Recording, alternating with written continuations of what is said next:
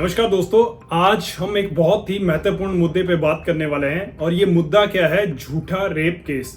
एक इतना common topic आज की डेट में इंडिया के अंदर बन गया है। तो अगर आप या आपका कोई जानने वाला इस तरह की मुसीबत में जूझ रहा है या वो इस तरह की स्थिति में आ चुका है कि उसे इसका कैसे सामना करना है कानूनी तरीके से, तो वो सारा हम इस वीडियो में डिस्कस करने वाले हैं कि अगर आपके ऊपर झूठा रेप केस लगाया गया है तो आप उसका कैसे सामना करें और आप उससे बच के कैसे निकलें। तो दोस्तों, अगर आपके ऊपर या आपके किसी जानने वाले के ऊपर झूठा रेप का इल्जाम लगा है तो उससे कानूनी तरीके से बचने के कुछ प्रावधान हैं। तो वो चीजें हम एक एक करके डिस्कस करेंगे कि सबसे पहले कानूनी तरीके से आपको क्या स्टेप लेना जरूरी है।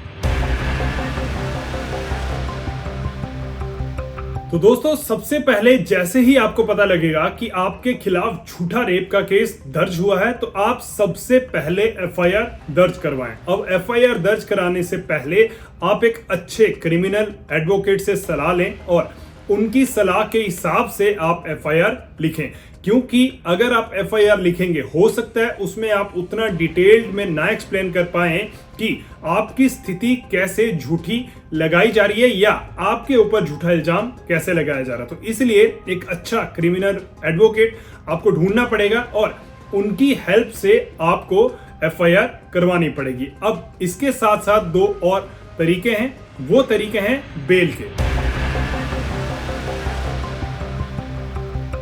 तो बेल के दो तरीके हैं, ये मैंने पहले भी एक वीडियो में बताया था आपको कि दो तरह की बेल हमारे पास अवेलेबल रहती हैं कानूनी हिसाब से। तो सबसे पहली जो बेल है वो है एंटीसिपेटरी।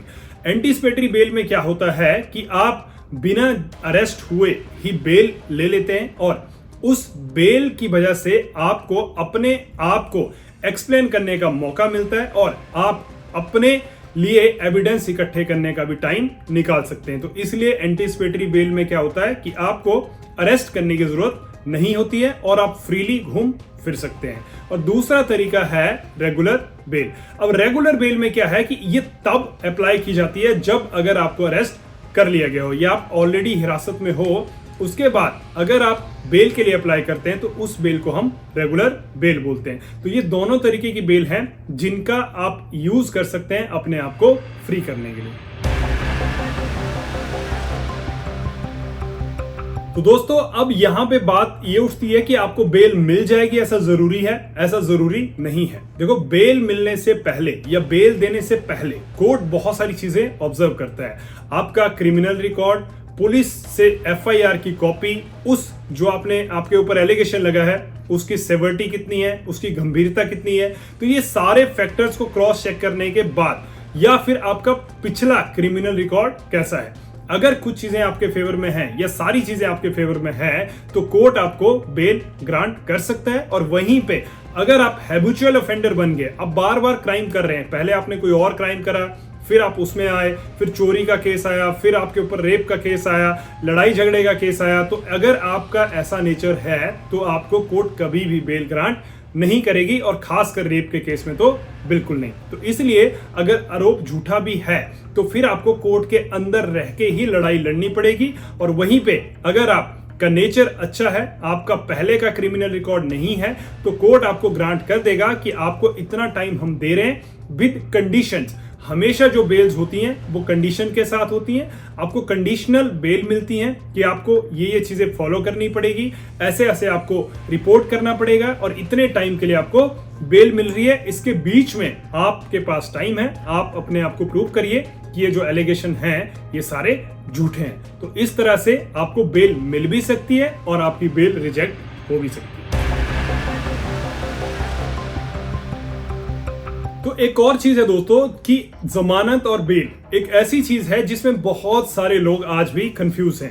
बहुत सारे लोग ये पूछते हैं कि जमानत शायद बेल से अलग है या बेल शायद जमानत से अलग है, जबकि ये दोनों ही एक दूसरे के सिनोनिमस है। मतलब ये दोनों ही टर्म, एक इंग्लिश का है एक हिंदी का है, इतना सिंपल इसका मीनिंग है।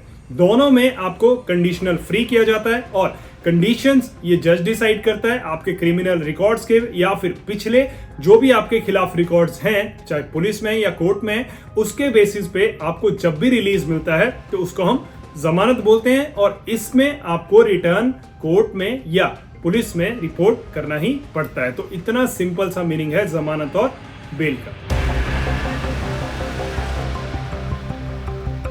तो दोस्तों अब मैं जो चीज आपको बता रहा हूं वो हमेशा आपने याद रखनी है। जब भी आपके खिलाफ या आपके किसी जानने वाले के खिलाफ झूठा केस हो तो आपके पास कानूनी रूप से एक बहुत बड़ा दांवपेच है, वो है केस क्वेश्चनिंग का। अब केस क्वेश्चन क्या होता है? जब आप केस को रद्द करना है या फिर खारिज करने का एक केस डालते हैं उसको हम बोलते हैं केस ऑफ क्वेश्चनिंग। अब इसका डालने का सिंपल वही तरीका है जैसे आप केस डालते हैं, और इसमें एक चीज ये होती है कि बर्डन ऑफ प्रूफ जो रहता है वो हमेशा आप पे रहेगा।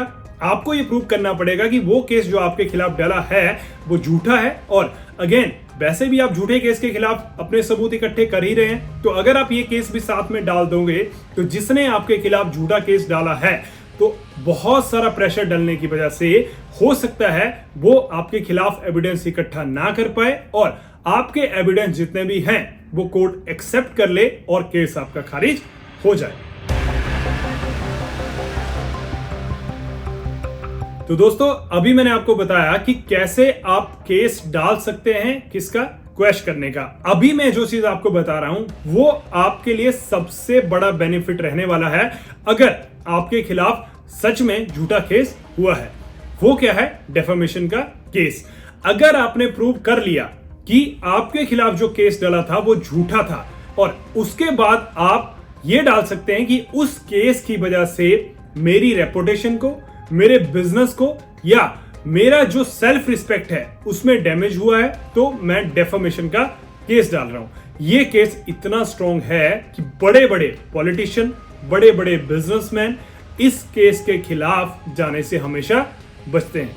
अब वो क्यों बचते हैं? क्योंकि डेफेमेशन का ये मतलब है अगर आपने पब्लिकली किसी का इंसल्ट करा और उसने वो प्रूव कर लिया कि मेरा इंसल्ट हुआ है बिना मेरी मिस्टेक के, तो आपके ऊपर वो डेफेमेशन का बहुत बड़ा अमाउंट चार्ज कर सकता है और फिर आपको वो देना भी पड़ेगा। और इवन बहुत सारे केसेस में अपॉलॉजीज भी आती हैं। हमने अरविंद केजरीवाल जी को देखा है, हमने राहुल गांधी को देखा है, बहुत सारे बड़े बड़े पॉलिटिशियन हैं देश के अंदर जिन्होंने डेफेमेशन को केस को खत्म करने के लिए पर्सनली सॉरी फील करा है। तो ये पावर है डेफेमेशन की, बट इसको आप कब यूज करिएगा? जब आपका केस ये प्रूव हो गया कि वो झूठा है।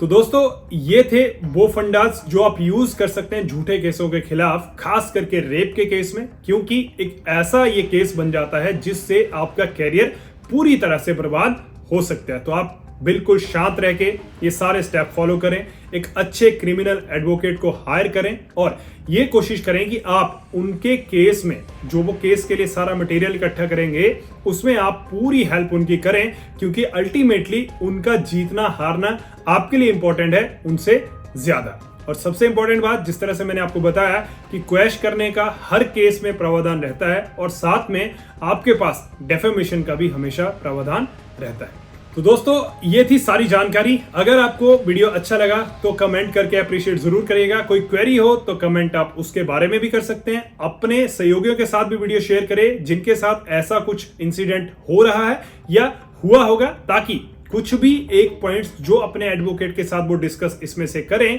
तो हो सकता है आपके केस की वैल्यू बढ़ जाए। तो हम मिलेंगे अगली वीडियो में किसी नई वीडियो के साथ। तब तक के लिए एंजॉय योर लाइफ। धन्यवाद।